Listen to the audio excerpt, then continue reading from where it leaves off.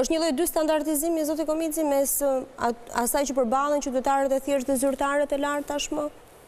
Po nuk do ta quaja dy standardizimi, sepse ne do të gjykojmë edhe rrethanave të konkrete në bazë të cilëve kërkohet X mas sigurie apo Y mas sigurie.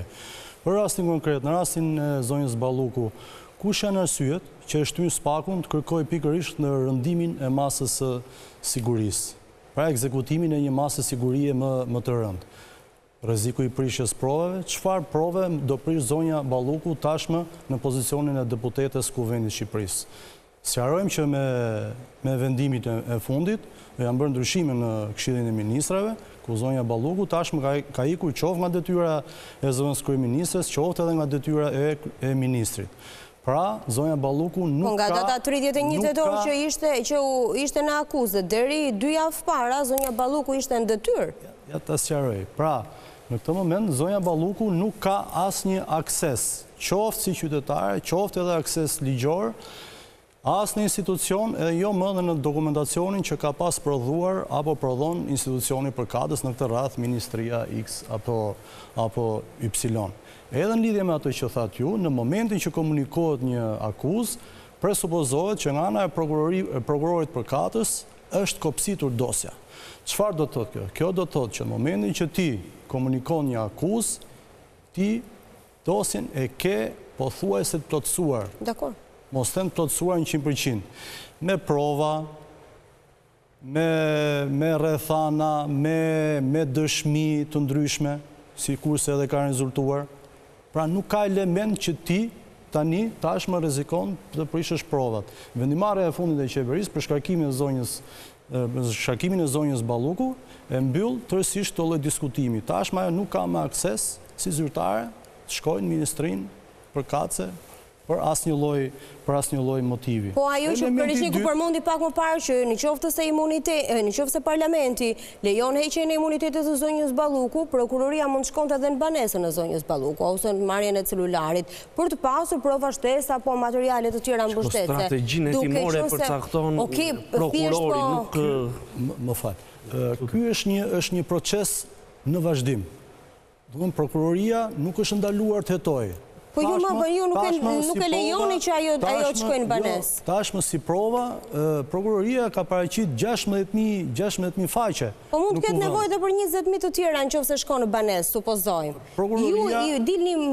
Ju vini një mur. Prokuroria ka aksesin e plot kudo në çdo institucion që sikurse ka shkuar dhe ka marrë dosje të tëra, ka marrë edhe dëshmi të gjithë të shumë personave, qoftë drejtor apo punonjës të X apo Y institucioni, ka gjithë atë hapësirën e vetligjore që të kryejë hetime ndryshme dhe pse jo dhe mund vjedhë përsëri në bazë të elementeve prova të tjera që mund të gjendet të heqë, të kërkojë përsëri heqjen e imunitetit, po themi. Në qoftë se ajo vjen për heqjen e imunitetit ku akuz ka korrupsionin, ju do t'ja hiqni imunitetin, jeni ndryshe, keni një qasje ndryshe në rast se do kërkonin për korrupsion? Kjo mbetet për tu parë, dhe ajo për cilën unë vërtet jam kurioz, është fakti që kërkohet një masë sigurie më e rënduar, më ekstreme në një kohë që akuza mbetet po ajo, shkelje e barazisë në tendera dhe ankande publike. Atëherë kush janë elementët? Përse duhet nxitoj organi i akuzës për të rënduar këtë kërkesën në kërkimin e masës sigurisë? A mund të themi që zonja Balluku do arratiset? Të gjithë elementet, të gjithë dokumentacioni e hedhin poshtë, qoftë edhe si tentativë këtë element. Një analogi? Tani, ndjes profesor, vetëm një analogi të shkurtë. Tani, ky është standardi i drejtësisë që kemi pasur deri më sot, edhe të imponuar nga qeveria socialiste. Qamil Zela, ndjes pas, në vitin 2014, ka vrarë vetën në Burg, në Rogozhin, ishte në mas arresti sepse nuk ishte paguar energjinë elektrike.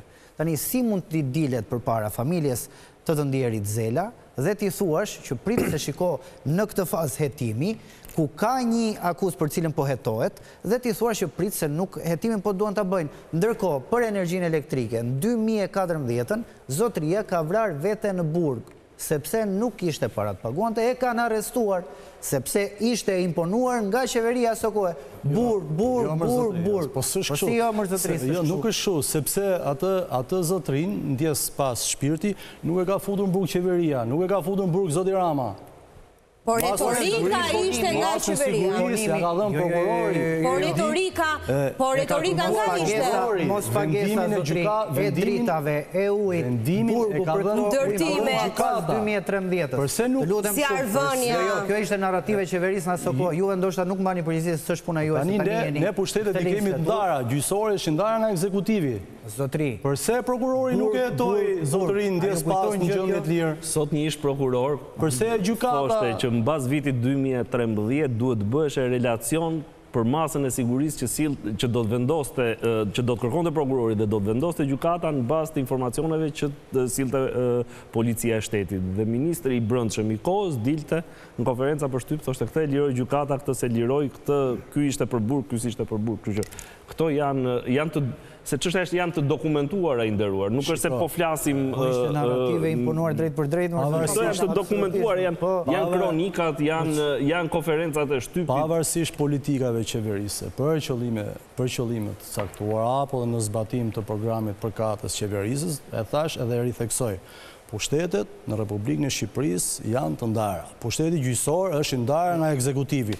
Pavarësisht çfarë mund të kërkojë ekzekutivi, në fund të ditës është prokurori që kërkon një masë saktuar dhe është... Po këtë rast se nuk e lini prokurorit.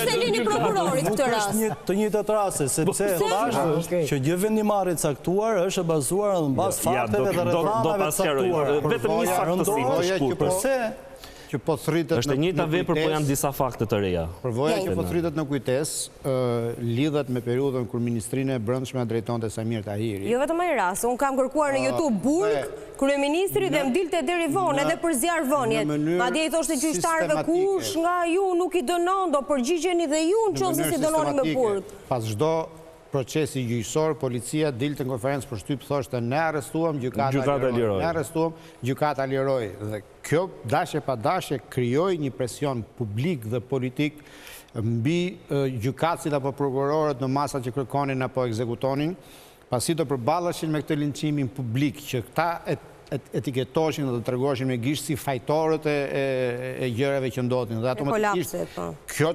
prodhonte atë narrativën e përgjithshme që po të arrestoj policia, do shkosh në burg tani se s'kemi çfarë bëjmë, s'kemi ku shkojmë.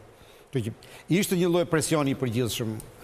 Për rastin për cilën është kërkuar masa sigurisë, vërtet ne mbetemi në të njëjtin fakt penal, pra shkelje barazisë pjesëmarrësve në tendera, ama ka epizode të reja.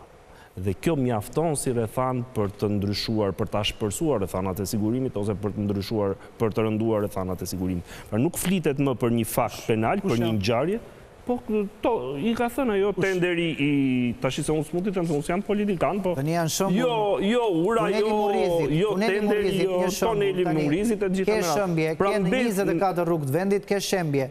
Ne kemi quar për një procedurë, prokurimi ka dalë të tre. Inxinjerat e ke rrugë, se unë jam dhe deputeti Librashit, e di shumë mirë si ka funksionu, që ajo ka pas shembje për dekadësh ajo zonë, e di shumë mirë si ka punu firma greke 96-ën e deri në 2000-shin aty, edhe kur bën urën ka patur shëmbje, pra është një zonë tektonike. Ti ke urën e Bushtricës, kur është bërë urë e Bushtricës, o zotri?